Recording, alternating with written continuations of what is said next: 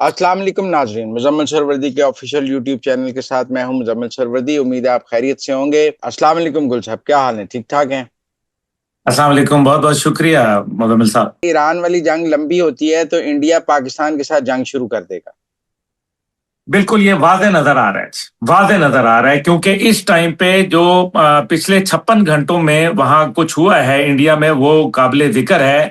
تمام chief minister سے نریندر مودی کی ملاقات اور ممکنہ جنگ کے ویسٹرن ایشیا کے اندر جو جنگ ہے اس کے حوالے سے بات چیت، پھر اجیت دوول کا نئی نیشنل سیکیورٹی پالیسی دینا اور ہنگامی میٹنگ کال کرنا، راج ناتھ سنگھ کا جو کہ دفاع منسٹر ہے تمام منسٹروں کو بلا کے دفاع کے اوپر بریف کرنا اور ممکنہ خطرات سے آگاہ کرنا، پاکستان کے قریب 4 ایئر بیسز کو مکمل خالی کرا لینا اور 30 دن تک کے لیے ایئر فورس کے حوالے کر کے وہاں سائرن بجا کے پریکٹس کرنا، اور جنرل دیویدی کا باقاعدہ مندر کے اندر جا کے پرارتھنا کرنا، دعا کرنا اپنے آرمی اور ان کی فیملیز کے لیے۔ مزمل صاحب، یہ کیا چیزیں انڈیکیٹ ہو رہی ہیں؟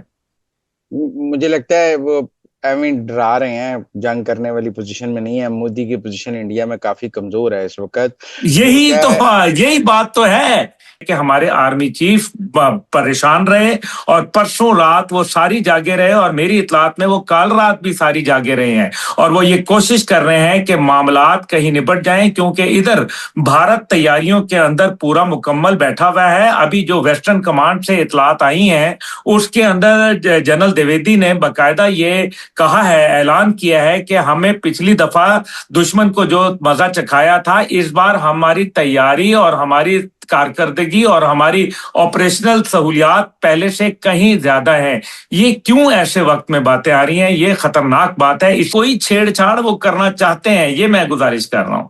نہیں تو وہ چھیڑ چھاڑ کی قیمت تو بہت زیادہ ہوگی، ان کو اندازہ نہیں ہے۔ تو پھر اس بار صورتحال بھی تو فرق ہے نا، ادھر اسرائیل اور وہ بھی تو بیٹھے ہوئے ہیں، وہ بھی تو آنکھیں لگا کے بیٹھے ہوئے ہیں۔ پاکستان کیوں فکر مند ہے؟ اسی وجہ سے تو فکر مند ہے۔ آپ کو لگتا ہے کہ ایران کے بعد پاکستان کی باری ہے یا ایران کے ساتھ پاکستان کی باری ہے؟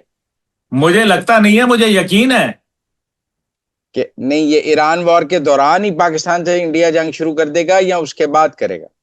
اگر ایران جنگ 48 گھنٹے میں جیسے کہ انہوں نے پلان کیا تھا اگر وہ فارغ ہو چکی ہوتی پھر تو کوئی مسئلہ ہی نہیں تھا حضور، پھر تو کوئی مسئلہ ہی نہیں تھا۔ یہ تو معاملہ ہی تب ہوا جب ان کو پتا چلا کہ وہ تو ایران کا تو معاملہ لمبا ہو گیا، ورنہ تو پاکستان کو تو انہوں نے نشانہ بنا کے لائے ہوئے تھے۔ انہوں نے جتنا ویپن لے کے آئے تھے، جو انہوں نے اپنی تیاریاں کی ہوئی تھیں، جو انہوں نے لانگ رینج میسائل رکھے ہوئے تھے، وہ کس کے لیے رکھے ہوئے تھے؟ افغانستان سے پاکستان پر 16 جگہوں کے اوپر این جنگ سے ایک دن پہلے جب ایران جنگ شروع ہوئی ہے تو حملہ کیوں کروایا گیا؟ یہ جو مڈل ایسٹ کی جنگ ہے، یہ اسی کا ایک شاخسانہ ہے جو افغانستان کی جانب سے ہمیں ملا۔ نہیں تو پر اب تو ایسا لگ رہا ہے کہ ایران سیز فائر نہیں چاہتا ہے، امریکہ تو سیز فائر چاہتا ہے، ایران نہیں چاہتا ہے۔ ایران نے عارضی سیز فائر کی تمام کوششوں کو ناکام بنایا ہے، ایران نے عارضی سیز فائر کے تمام معاہدوں کو مسترد کیا ہے۔ ایران لمبی جنگ چاہتا ہے، امریکہ تو شاید کو بھاگنے کا راستہ چاہتا ہے۔ نہیں، امریکہ چاہتا ہے، لیکن وہ یہ چاہتا ہے کہ میں نے ان کو مارا بھی ہے، ان کی لیڈرشپ کو شہید بھی کیا ہے، ان کے تقریباً 1 لاکھ بلڈنگز کو مسمار کر دیا ہے، ان کے 30 سے زیادہ یونیورسٹیوں پہ حملے کیے ہیں، 700 سے زیادہ ہسپتالوں پہ حملے کیے ہیں، ان کے انفراسٹرکچر کو، ان کی تیل کی تنصیبات کو اڑایا ہے۔ اب وہ خود کہہ رہا ہے، پہلے کہا جھوٹ بولتے ہیں، دیکھیں نا یہ جھوٹ جو میں نے آپ سے کہا، پہلے کہا کہ تیل کی تنصیبات پہ اسرائیل نے غلطی سے اٹیک کر دیا اور اب ہم نے اس کو منع کیا ہے، اور آج وہی کام خود وہ کر رہے ہیں۔ تو پھر اب آپ مجھے بتائیں کہ یہ تو سارا ملی بھگت ہے نا۔ ایران یہ کہتا ہے کہ بھائی کوئی گارنٹی تو دے دو، لیکن چین اور روس یہ کہتے ہیں کہ اب ہم کیسے گارنٹی دیں ایک ایسے آدمی کی جو اتنا ذہنی توازن ہی کھو بیٹھا ہے۔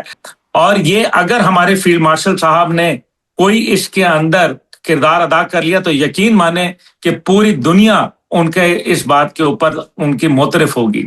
لیکن ایران یہ کہتا ہے کہ یہ جنگ عارضی طور پہ رکے گی. امریکہ یہ کہہ رہا ہے کہ جناب عارضی طور پہ کھول دو, ابھی کھول دو. وہ کہتے ہیں عارضی نہیں, ہم ہر چیز جو ہے وہ مکمل کرنا چاہتے ہیں, یعنی کہ وہ پوری سرٹیفیکیشن لینا چاہتے ہیں. امریکہ یہ کہتا ہے کہ میں کسی صورت آبنائے ہرمز کھولوں, اپنی وکٹری ڈکلیئر کروں اور جنگ کے شادیانے بجاتے ہوئے فتح کے میں نکلوں اور ایران کو ذلیل کر دوں. ایران کہتا ہے کہ ہم نے تو اپنے تمام جو جس کو کہتے ہیں 100 پیاز اور 100 جوتے وہ دونوں کھا لیے ہیں. ہمارے لوگوں کو بھی شہادتیں ہو گئی, ہماری بلڈنگیں بھی مسمار ہوئی, ہمیں تباہی کا بھی سامنا کرنا پڑا, دنیا کے اندر بھی ہمیں جو ہے وہ تکلیف ہوئی. روز روز ہم دنیا کے اندر مضبوط پوزیشن میں نہیں آتے, روز روز امریکی جہاز آ کے نہیں گرتے, روز روز ان لوگوں کو ہزیمت کا سامنا نہیں کرنا پڑتا. اس وجہ سے ایران اب کھڑا ہو گیا ہے. اس نے لگتا ہے کہ کربلا کا راستہ اپنا لیا ہے. جی اللہ رحم کرے, جب قوم کھڑی ہو جائے تو پھر اس کو ہرانا ناممکن ہو جاتا ہے. اچھا, یہ جو انڈیا والی بات آپ کر رہے ہیں اس میں کتنی پاسبلٹی ہے؟ 50-50 ہے, 60-40 ہے, 70-30 ہے؟ کتنے چانس آپ کو انڈیا پاکستان جنگ کے اس وقت نظر آ رہے ہیں؟ ابھی تو میں اس کو 50-50 کہوں گا جی, کیونکہ اگر دیکھیں یہ تیل دیکھیں, تیل کی دھار دیکھیں, اگر تو ایران کے اندر صورتحال مزید سنگین ہوتی ہے پھر تو انڈیا آپ کے اوپر آئے گا. اور اگر وہ دیکھے گا کہ پاکستان کے حوالے سے, کیونکہ وہ یہ چاہتا ہے انڈیا کہ افغانستان سے مزید انگیجمنٹ ہو, جو کہ فی الحال افغانستان کی کیپیسٹی نہیں ہے, پسلی نہیں ہے دوسرے لفظوں میں, اور وہ یہ چاہتا ہے کہ اسرائیل اگر کوئی آ کے کردار ادا کرے, بالخصوص بلوچستان کے اندر پاکستان کو انگیج کرے, پھر تو وہ انڈیا آیا ہی آیا, پھر تو اس کے اندر کوئی دوسری رائے نہیں ہے. ورنہ دوسری صورت میں وہ کوئی ایسا حملہ میرا نہیں خیال کہ ابھی وہ کام کر سکتا ہے. اس لیے میں نے آپ کو 50-50 کہا, لیکن تیاریاں وہ پوری کر رہے ہیں. ابھی ان کی ویسٹرن کمانڈ, ایسٹرن کمانڈ دونوں کو پاکستان کے بارڈر پہ لا کے کھڑا کیا ہوا ہے. اس ٹائم پہ بھاولپور اور بھاول نگر اور یہ سارے علاقوں کے اوپر آلریڈی ان کی ایسکیلیشن شروع ہے, انہوں نے ڈی ایسکیلیٹ نہیں کیا وہاں سے. اگر افغانستان کے ساتھ ہمارا پیس ہو جاتا ہے تو پھر تو یہ انڈیا والا پلان چوپٹ ہو جائے گا. جی میں یہی تو کہہ رہا ہوں نا, میں نے ابھی آپ کے شروع میں یہی بات کہی کہ افغانستان کے اندر جو وہ چاہتے ہیں وہ ذرا فی الحال وہ اتنا آسان نہیں ہے.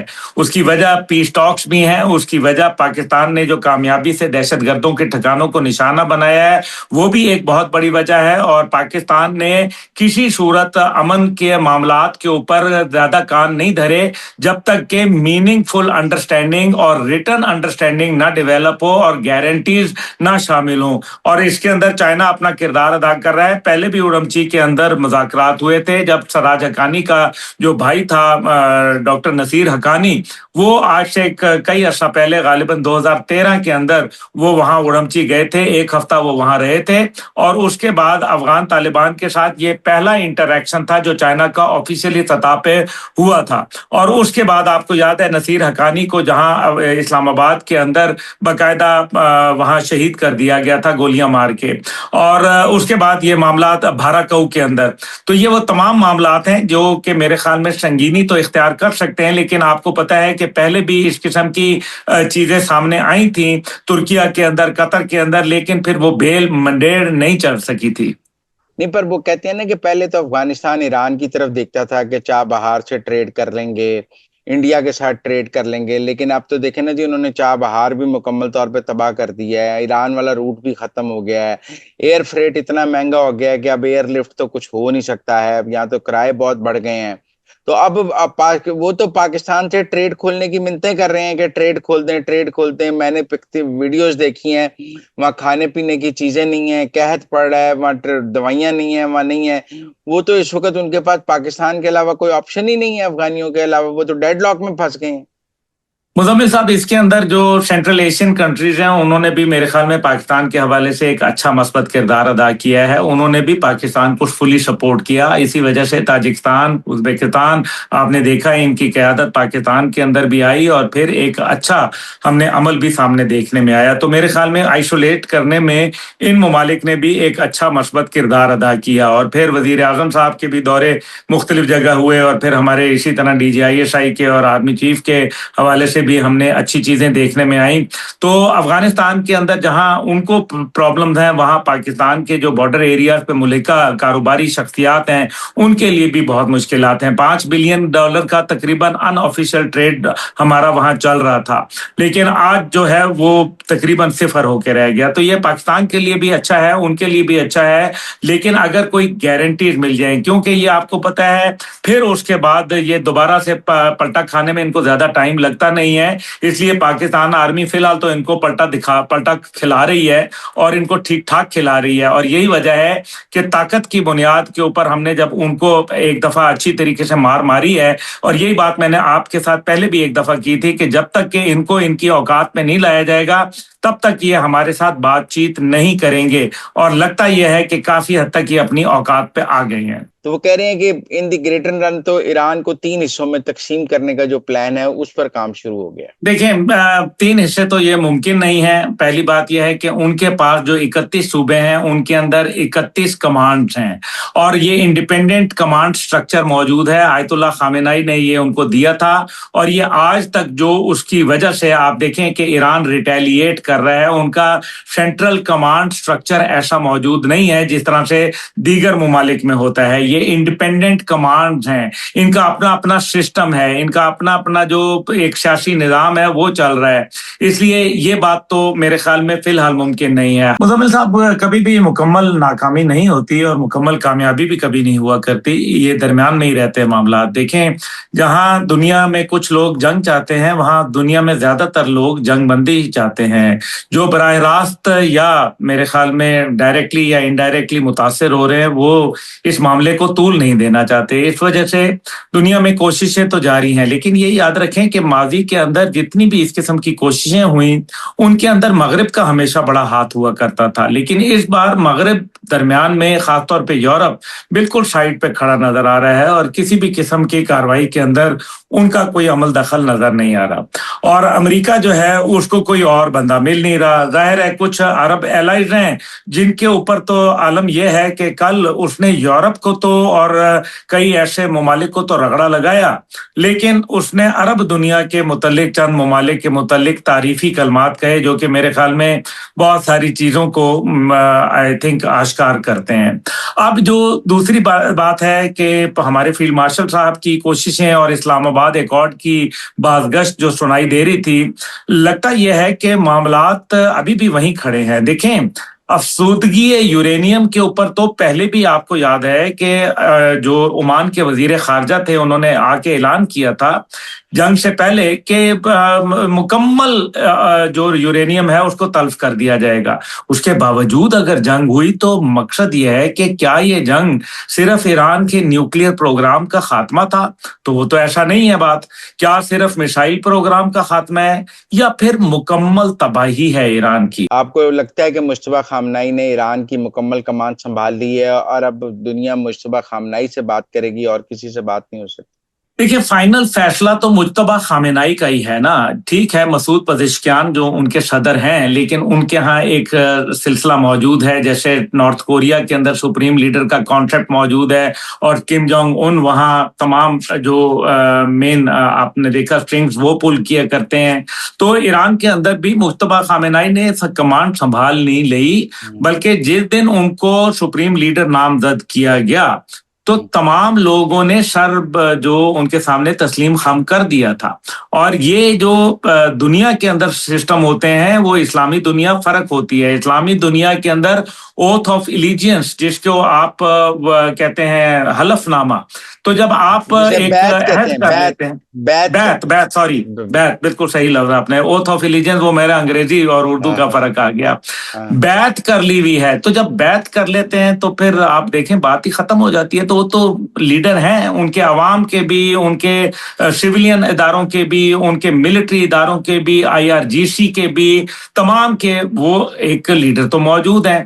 لیکن یاد رکھیں کہ اگر یہ جنگ ایسے نہیں ختم ہوتی تو پھر مجبوراً روس اور چین کو کہیں نہ کہیں مضبوط کردار ادا کرنا پڑے گا, اور اگر ایران کے اوپر اس قسم کے انفراسٹرکچرل حملے ہوئے تو پھر مشرق وسطیٰ کے اندر کوئی انفراسٹرکچر برقرار نہیں رہے گا جس سے ہولناک تباہی کے مناظر خدا نخواستہ دیکھنے میں آ سکتے ہیں. تیسری جانب फिर न्यूक्लियर का ऑप्शन अमेरिका के पास भी होगा और डर्टी बॉम्ब शायद कहीं ना कहीं से ट्रैवल करता हुआ या ऑलरेडी अगर उनके पास मौजूद है तो वो उसके ऊपर काम करते करते इजराइल पहुंच जाएगा। फिर ये जंग इतनी हौलनाक तबाही लाएगी, खुदा न खाता, अल्लाह माफी दे। इजराइल को खुश करने के लिए हर मुमकिन कोशिश की जाएगी क्योंकि इजराइल ईरान का मुकम्मल खात्मा चाहता है। लेकिन यहाँ एक गेम हो रही है। गेम क्या हो रही है? जेडी वेंस जो है वो आप बड़ा शातिर आदमी है और वो कब से कह रहा है कि ये जंग बंद हो जाएगी, जबकि अमेरिकी सदर कुछ और बात करते थे। जेडी वेंस ने एक ऑडियो लीक भी उनकी सामने आई नेतन्याहू के साथ, जिसके अंदर उसने कहा कि तुम्हारा प्लान तो 48 घंटे का हमने मरवा दिया। तो ये बातें जेडी वेंस क्यों कर रहा है? इसलिए क्योंकि उसकी नजरें व्हाइट हाउस के ऊपर लगी हैं। वो ये समझता है कि अगर अमेंडमेंट 25 इन्वोक हो जाती है तो उस सूरत में अमेरिकी सदर वहां से ज़हनी तवाज़ुन के हवाले से उनको साइडलाइन कर दिया जाएगा और जेडी वेंस सदर बन जाएगा। जेडी वेंस को अफवाज की भी हमायत हासिल है क्योंकि आप देखें अफवाज के अंदर 13 जर्नैलों को समेत आर्मी चीफ के निकाला गया और उसके बाद उनको निकाला क्यों? सबसे बड़ी बात यह है, उनको निकाला इसलिए क्योंकि वो बूट्स ऑन ग्राउंड नहीं चाहते थे, जमीनी ऑपरेशन के खिलाफ काम कर रहे थे और अमेरिकी सदर की बातों को लैतो लाल से काम ले रहे थे और यही वजह है कि उन लोगों को साइडलाइन किया गया। और उसके बाद अभी तो जो सुनने में आप कह आया रहे है हैं कि ट्रंप के खिलाफ बगावत हो जाएगी अमेरिका में और इसी जंग के दौरान जेडी वेंस सदर बन जाएंगे, आप ये मंजरनामा हमें समझा रहे हैं? मैं ये नहीं कह रहा, मैं ये कह रहा हूं कि जेडी वेंस और उसके साथ कुछ जो रुफका हैं वो शायद ये चाहते हैं। मैं तो जाहिर है मैं इस पे कैसे क्लेम कर सकता हूं, लेकिन मैं ये देख रहा हूं उनकी बातचीत से, उनके तौर तरीकों से। आप देखें कि दरमियान में जेडी वेंस के लिए ये भी कहा गया कि एक दफा वो गालिबन कहीं किसी मुल्क के दौरे पे गए और उनका पता नहीं था कि वो इस दौरान वो कहाँ गए हैं। तो ये एक मेरे ख्याल में बात को समझने की कोशिश करें कि आगे होने क्या वाला है, क्योंकि आर्मी के 24 जर्नैल मजीद जो अभी तक मेरी इतलात आ रही हैं कि उन्होंने या तो इस्तीफा दे दिया हुआ है और या उन्होंने इस्तीफा भिजवा दिया है, जिसको कबूल ना कबूल करना ये वक्त बताएगा। तो अमेरिकी फौज नहीं चाहती। अब ये जो बड़ा इंटरेस्टिंग पार्ट है वो बतौर 47वें सदर अमेरिका के जब उन्होंने रात का खाना दिया डोनाल्ड ट्रंप ने, जिस दिन उन्होंने मसनद इक़्तिदार संभाला, तो उस टाइम पे उन्होंने 8th आर्मी को कमांड करने वाले जनरल क्रिस लानीव को, जो कि अभी 42वें आर्मी चीफ के तौर पर सामने आए हैं, उनको मदऊ किया और वहां ये बोला उसने ओपनली कि आई मेक श्योर कि इस आदमी के साथ कोई गेम्स ना प्ले की जाए और मैं इसको खास नजर इस पे रखूंगा। जनरल क्रिस की बात कर रहा हूं जो अभी मौजूदा आर्मी चीफ है और इनका खासा यह है कि इन्होंने 82nd एयरबोर्न डिवीजन भी कमांड किया है। ये वही डिवीजन है जो ऑलरेडी मशरिक वुस्ता में खलीज के अंदर पहुंच चुका है, यूएसएस ट्रिपोली के ऊपर ये मौजूद है, जिसके मुतालिक कहा जाता है कि ये छाता बरदार हैं और ये कोई जमीनी ऑपरेशन के अंदर हिस्सा लेंगे। बहुत शुक्रिया अब्दुल्ला हमीद गुल साहब हमारे साथ बात करने का। It was pleasure talking to you. Thank you very much. Thank you sir. Thank you sir.